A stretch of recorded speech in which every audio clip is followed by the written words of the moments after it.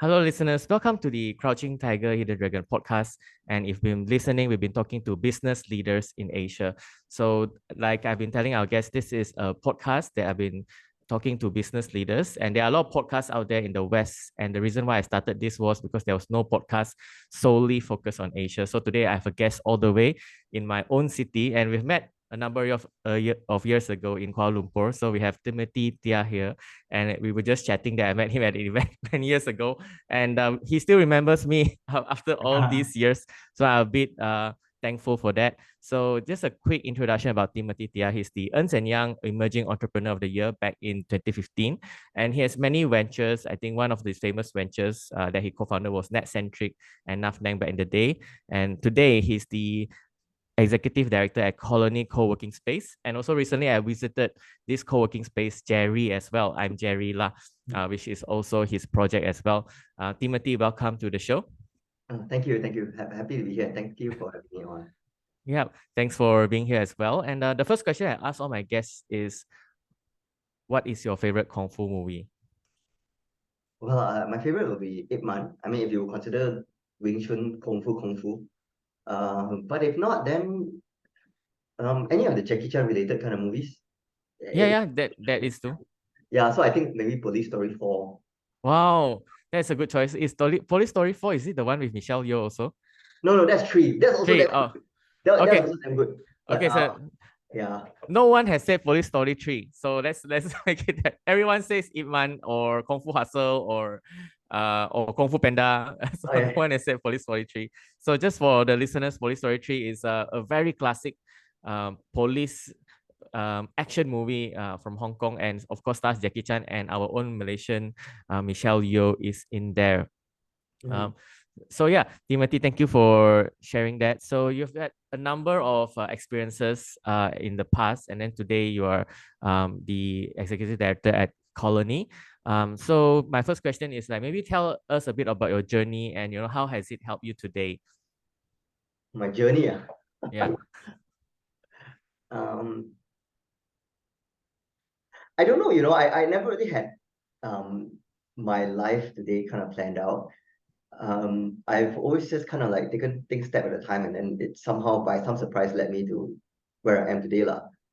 Um, and I mean, and I don't mean that in a bad way. Also, I mean, I think that I'm contented in my life, and um, yeah, I started fresh out of uni. The first company I started was a company called Nuffnang, right? It was like in a blog advertising network. And eventually it became everything to do with influencers, and then it grew, and then we we went into a lot of other digital media ventures. Ultimately doing an IPO on the ASX, and then after that I left the company and sold my shares, and now I started something different, which is Colony, which is our high-end luxury co-working space, and we also have a mass market brand called Jerry. So in total, we have about 13 locations in the group. Coming to will be 14 by end of the year, and at least 15 or 16 by next year, lah. So yeah, I mean, so that's where I've been at. My Personally, and I think a big part of my contentment comes from my relationships with my family, with my wife, my kids. I think that uh, I am quite blessed, lah. I think I have a very good relationship with my family. So much that I always look forward to coming home and spending time with them.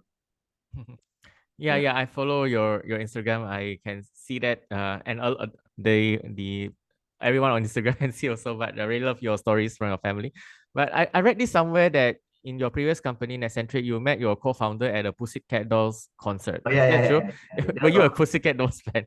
not really, lah. We just had this like we just had a time. I mean, we just had tickets to go to this event, and so they were there. So it's not really that we were fan, but they were the in thing back then, lah, for a while, right? So yeah, that's when we met, lah. Was it a F1 concert or something? Oh Or no, it was some other showcase. I can't remember what it was, but it was like in the studio, and then they had a live audience, and then it was the kind where they told the audience like, okay, they lift up aside and say, please cheer now, and then we all have to cheer, the kind of thing, lah. And then they filmed oh, CD or something like that. Yeah. And I think just a quick question about that, right? Because now it's very hard for us to imagine because now it's the age of TikTok. But was it back then when you decided to go into bloggers that was it like you saw like blogging was an upcoming thing back then?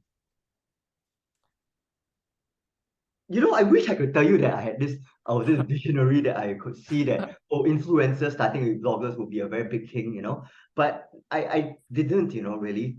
I just graduated and then I thought, okay, what happened was that I started blogging when I was in uni, and because I missed home, right? And I started like reading a lot of blogs, and then I realized that a lot of bloggers actually had a big audience, and no advertisers want to advertise on them, right? So, and when I probe a bit why, I found out it's because each individual blog is still too small for an advertiser like a Maxis or DG to approach them, right? Hmm. So I thought, okay, what if I could aggregate all these bloggers, use technology to simplify the process of reaching out to all of them, whether it comes to solving all the logistical problems like paying them. Back then, I mean, we had no e-wallet and all that, right? So paying them is a hassle. We have to go through a check outsourcing service to actually like, giving them the earnings and all this kind of stuff, right? And delivering these ads. So, I just thought, okay, I had this idea, and if I graduated and if I didn't get a job and if nobody had started this thing called Nuffnang, I would do it lah. So I did it, and then my only goal was just to be able to earn 2,000 ringgit a month. Because that's what my friends were all doing. They were all going out working in PwC and all that, earning 2,000 ringgit a month. And I thought that, hey, if I can earn the same amount of money but do what I want to do, then isn't that's good lah, right? So, and then that thing led to another. Like blogging became like influencers, and influencers became the big thing it is today lah. Yep. And yeah, it is looking back, it is quite it's quite revolutionary. Looking back, it was the start of a lot of things that are very mainstream now. And is Oh. that how you met your wife also? Yeah, yeah, actually, I met my wife. She's a blogger, actually. So I remember like checking out her blog, and I was like, oh, okay, this girl looks really interesting. She writes really well, and she's really pretty as well. And somehow when she was studying in the US then when she came back, then we met, and then we started talking and we became friends first, and after that things happened, Okay. Yeah. Good to know it also contributed to the start of your family. Yeah, And yeah, so I when I follow your stories and a lot of times you describe yourself as an introvert also. yeah. And you're not the like the typical Elon Musk type or the or the Gary Vee type, the outspoken sort of entrepreneur. So how has it been being an entrepreneur and leading teams? I've only accepted that I was an introvert maybe like 5 years ago. For most of my life, I always thought I'm an extrovert because I can go out and talk to people. I can go Mm, out and talk to people. I can be friends. I can warm up to people quite easily. mm, But one day, my wife actually pointed out that that's not necessarily what an introvert is. An introvert is someone who it takes extra effort to go out and meet people and talk to people in social events, and you feel very drained by it. An extrovert, on the other hand, gains energy from people. An introvert, you know, to to to be in social events, it sucks energy. And that's why I realized that for me, if I'm left to my own devices, I'd rather stay at home and not go to all these events or not meet people. I just rather stay at home and do my own thing. So and after a day out meeting a lot of people, I normally feel very, very exhausted and tired, and I have to stay home and just do nothing and recharge. mm, mm, So yeah. mm.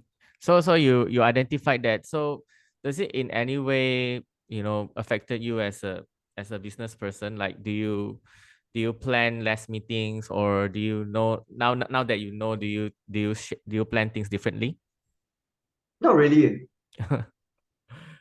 Not really. Not that I know of.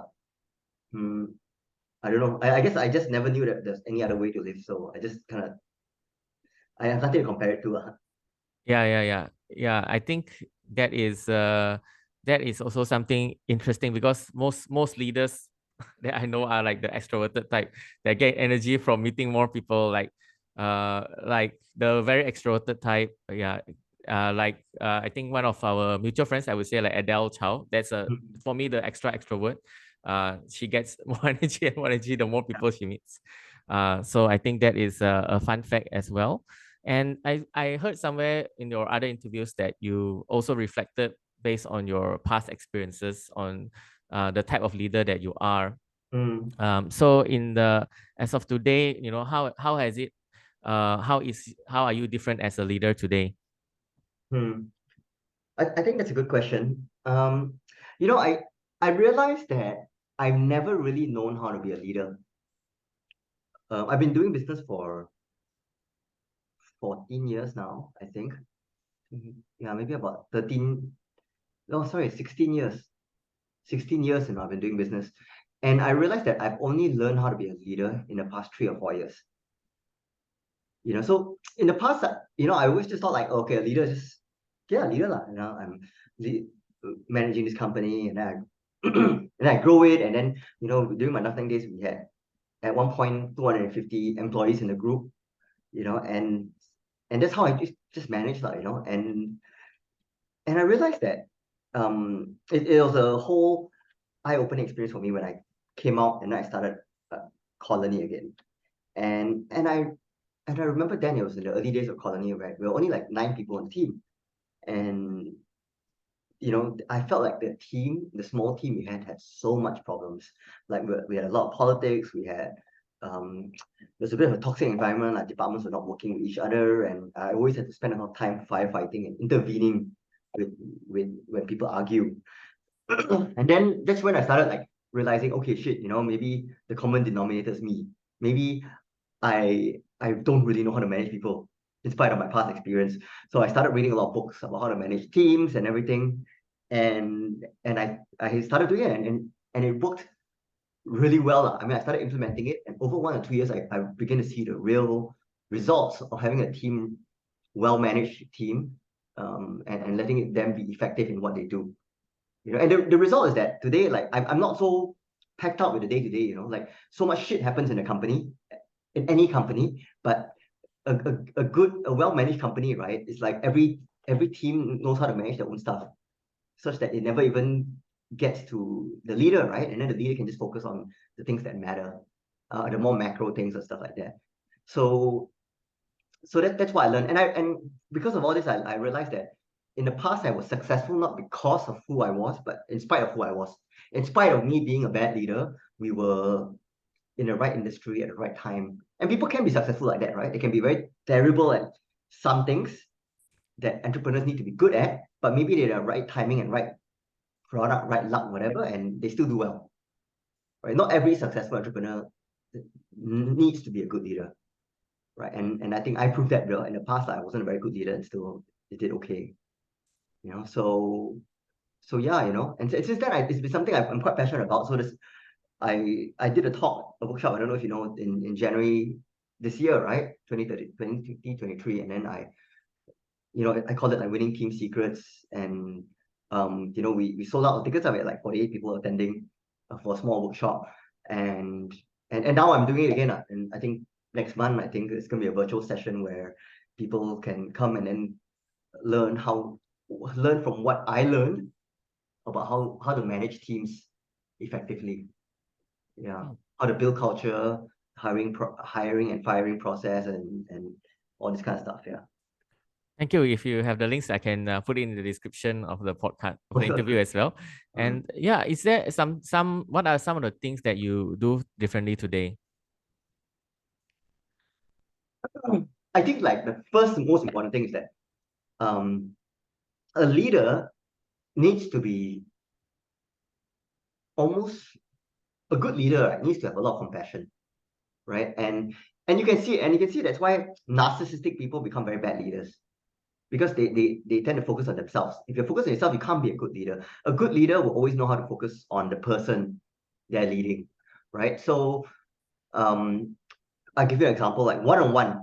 Everyone knows you should do one-on-one with team members and everything. It's very important, right? But there's a certain method in doing one-on-ones. So in the past, in my Nuffnang engagement, a one-on-one for me is I meet someone in team, and then I'll talk to them about how great the company is doing, how they can grow with us, and what we're doing for them and all this kind of stuff, right? But then they get excited. And then sometimes it works because, entrepreneurs, we have this ability to excite and motivate people into into our course, right? So it works, right? But it only works for like a couple of days, then it wears off, and then you're like, oh, yeah, it's just the same thing again, you know? Whereas now that I've learned how to lead properly, a good leader instead acts like a coach. So in a one-on-one, I do much less talking and a lot more listening, like really listening, not listening to respond, but actively listening. That means, really listening to a person, and then like asking a lot of questions to make sure I fully understand the person's problem or issues or feelings, paying attention to body language, and asking them like clarifying questions, you see. So I feel like these two things show a big contrast of what a good leader is and what a not a good leader is. Yeah, thanks, Timothy. I recently had a guest also who was a intergenerational coach. Her name was Fiona Yong from Hong Kong, and she said the one-on-ones are very important. She said she even has a structure for the one-on-one, like what are your challenges, what are you working on, and what you need my help and prep before the one-on-one basically. Also, so I can imagine that it's game changing to actually have to change that actually for your business as well. And right now, with the recent right now you're a colony, and I recently visited. I'm Jerry. Jerry, you call it Jerry? I'm Jerry Jerry, lah. yeah. I call it Jerry. So what was the? I remember when you started colony, like what was the inspiration behind Jerry lah? So like you have colony, which is like you. When I remember you said that was the 4 seasons of co-working. And Yeah. then it was at at Bukit at the near KLCC, and then now you have Jerry. So what was the inspiration behind the two? Yeah, so the co-working industry, right, is like I was actually really misled and tricked into going to co-working. Really, I was. I was Thank you for tricked. being so honest. Huh? I was Thanks tricked so. into it. It's actually a really shitty business to be in. It's a terrible business, right? So let me explain why. And I'll tell you my journey. So the first time I heard about co-working, right, was when I went to um to Jakarta, and I visited my friend's co-working space, and then he just started it, and he was telling me, oh look, I just launched this, this is gonna, have you heard of WeWork? This is gonna be the next hot thing, and all this kind of stuff lah, right? It's gonna change the way people work and all that. And then I went to Singapore, right? And back then in 2016, 2017, co-working had already started in a big way in Singapore, but in Malaysia it wasn't in a big way yet lah. So I went and looked at all these co-working spaces, and then I saw one thing in common, that they're all full. They're all 70-80% full. And so I do a back envelope calculation, right? Oh, they charge these rates. Their rental is probably this much. Wow, they're making so much profit, right? So I was like, wow, this is like a gold mine. It's such a profitable business. So I came back and decided to start one now, right?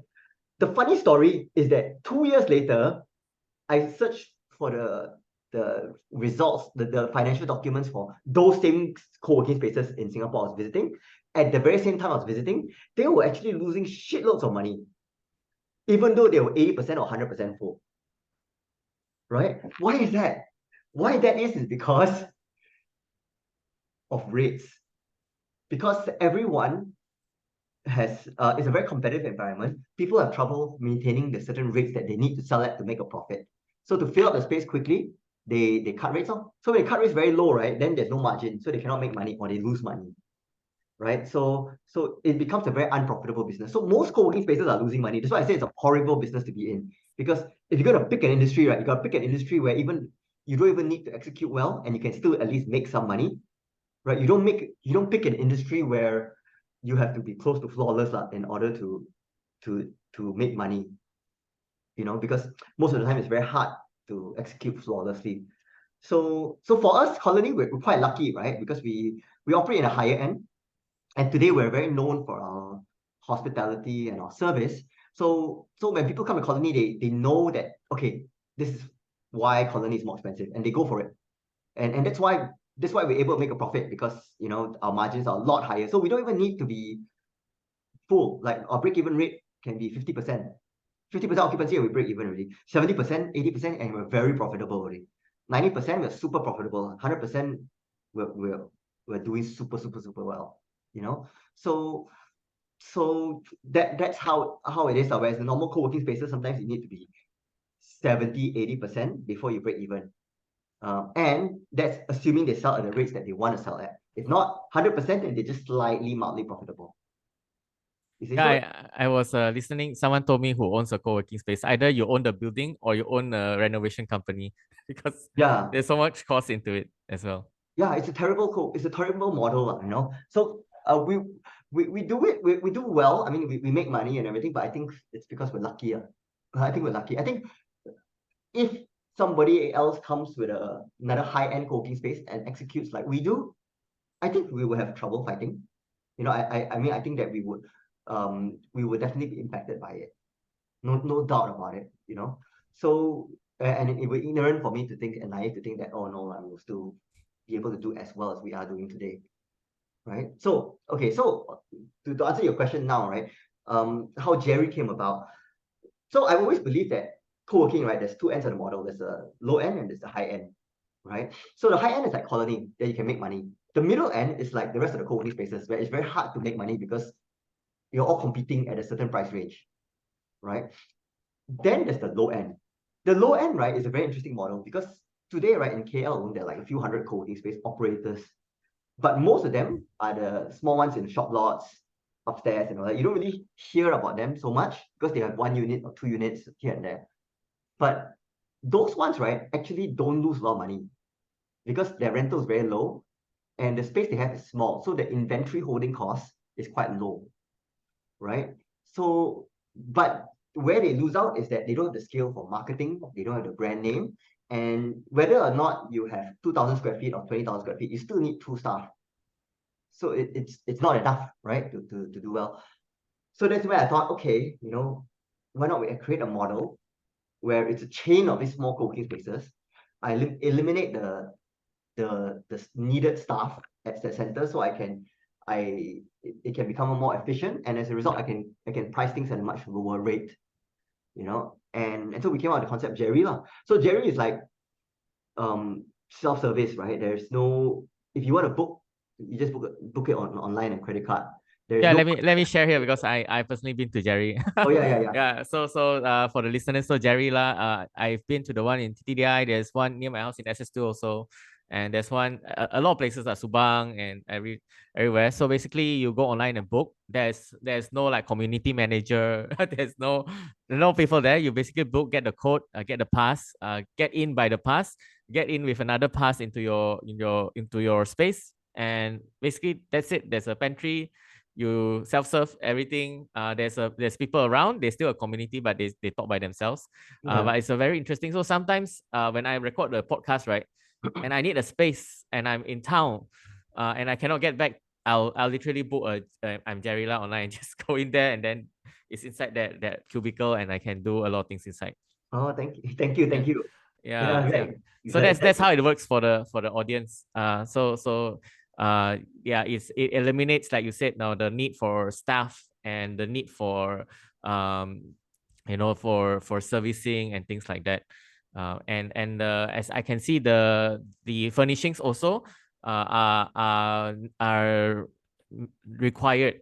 It's like minimal, but it is already sufficient for someone who just want to work. Yeah.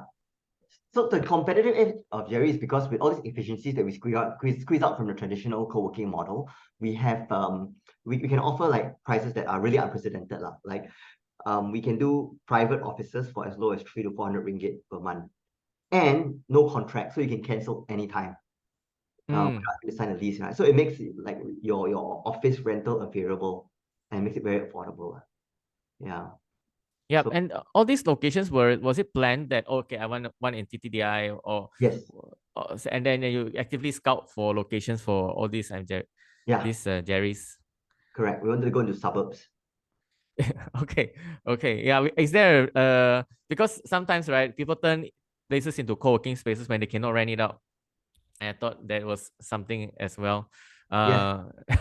And is there a story behind the name Jerry?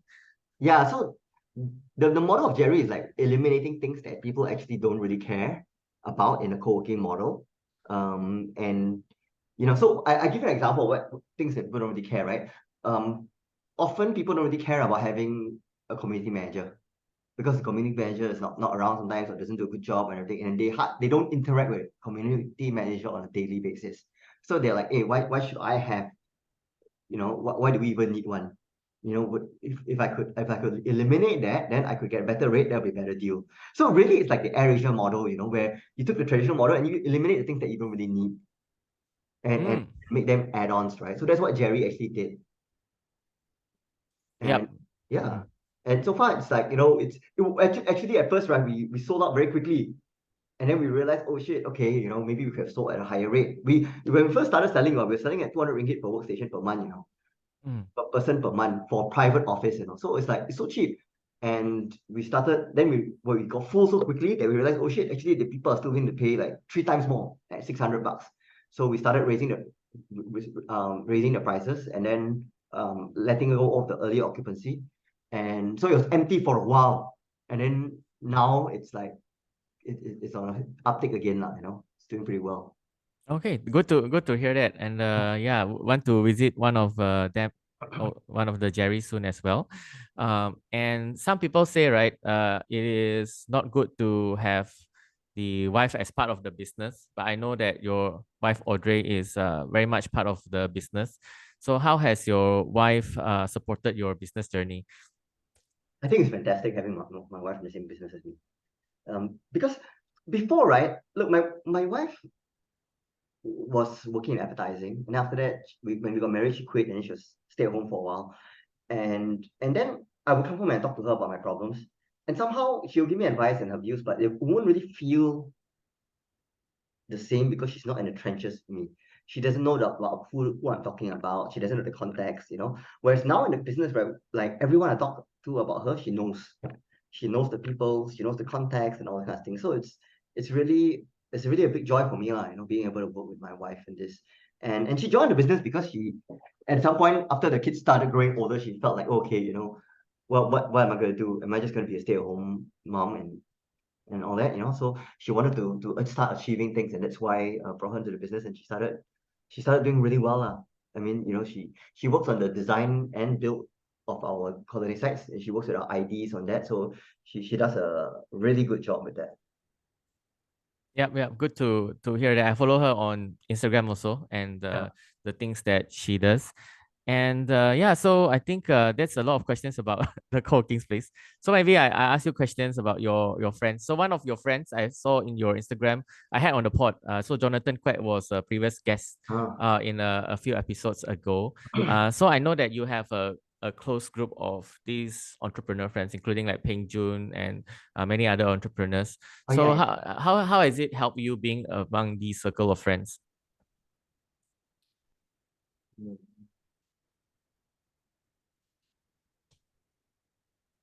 Are you thinking or Yeah, I'm thinking. no worries? To be honest, I I don't. I mean, of course, everyone is very unique in their own way, right? And Mm, everyone shares their own experiences that sometimes can be similar to mine. But I feel like we benefit from a diversity of perspectives and influences.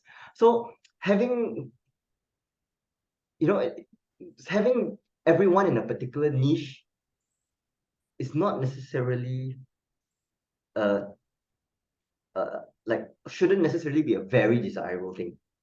Like, I think we would really benefit from having um, relationships from a diverse group of people from different backgrounds, different financial backgrounds, different professional backgrounds, and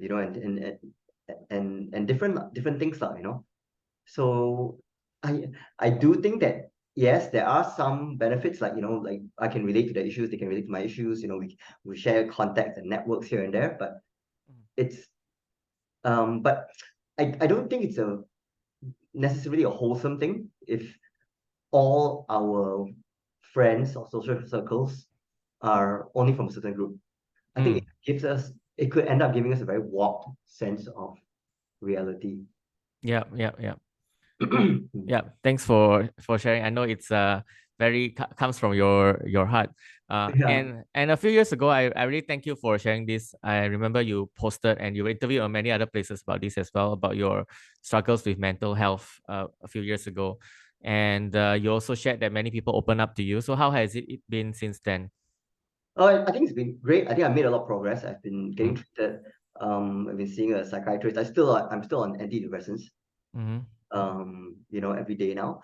So, but I'm in a much better place than I was lah, But that being said, one thing, for anyone who has gone through this before, it's not something that sometimes it's not something that you overcome once and for all. It's something that you just constantly have to work on, take on a day at a time, and sometimes to no fault of your own or no trigger necessarily, sometimes these numbing thoughts or effects start coming back, and then we just have to recognize it and start working on it. So yeah, I think it was I think that was a very difficult period of my life. But yeah, I really wouldn't wish that on anyone. Thank you so much for being open here. And because let me tell you why it's so important, because we always see things from the outside, like your other entrepreneur friends. We only see like the highlights, like, oh, they got this award, they got the EY award, they got, a successful business, and then another successful business. We don't see like, oh, actually there's a human behind it. There's these struggles, there's these challenges. So as an entrepreneur myself, I say, oh, okay, this is something like, for me myself, I also struggle with dyslexia and ADHD. Like, I don't read things very well. I cannot read and cannot focus on things.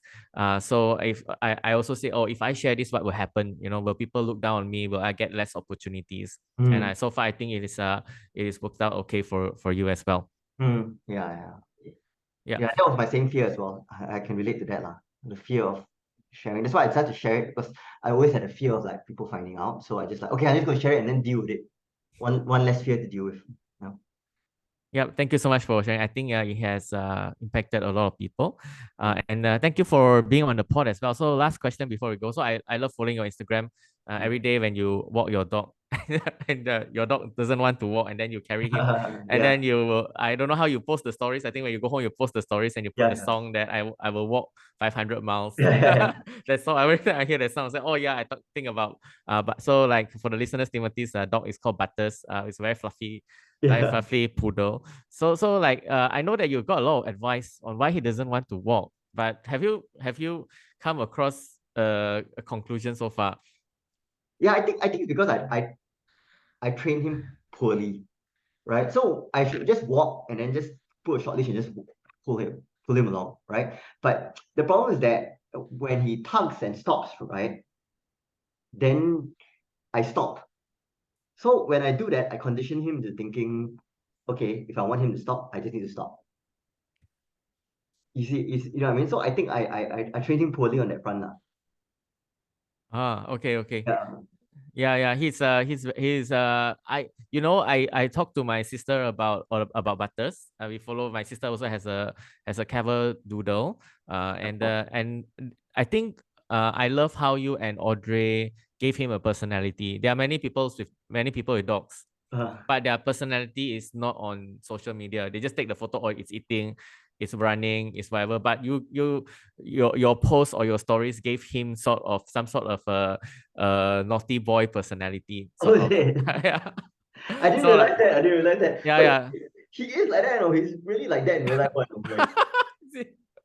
we didn't really curate anything like that. We just take raw posts of him, right? But he sort of gave him a character. Like, we only see him for a few seconds every day, but we can see that character. Like, we see that he doesn't like this. He likes to hide from you and things like that. So it's very very commendable that that you gave him that type of character in your stories. Yeah. So like most other dogs that I follow on Instagram is very boring one. Oh, the dog is eating. It's very cute. But Butters has this character on Instagram. That's cool. That's cool. Yeah. All right. Thank you, Timothy. Thank you for answering my questions and being very open with the questions today. I hope to see Butters at the hub one day. Okay. Yeah. And read him in person. But thank you so much for being on the pod. And thank you, the listeners, for listening as well. Okay. Thank you, bro. Okay.